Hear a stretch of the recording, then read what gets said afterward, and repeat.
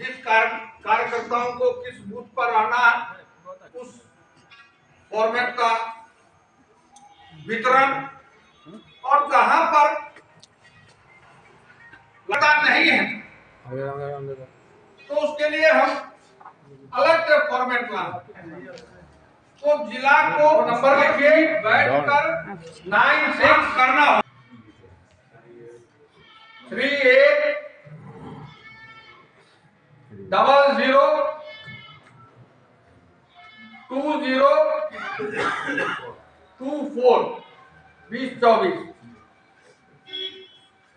एक बार मैं और रिपीट कर देता हूं,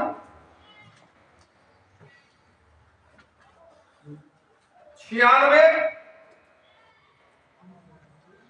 38 00 2024। तो ये मिस्ड कॉल आपको, दूसरा जो काम है वो मिस्ड कॉल करवाना।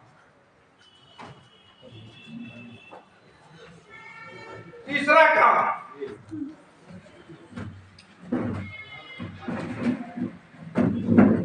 स्टिकर, हम लोग जो स्टिकर दे रहे हैं उनके लाभार्थी के दरवाजे पर लगा दें। सभी लोग किए हुए हैं, कुछ लोग नहीं किए।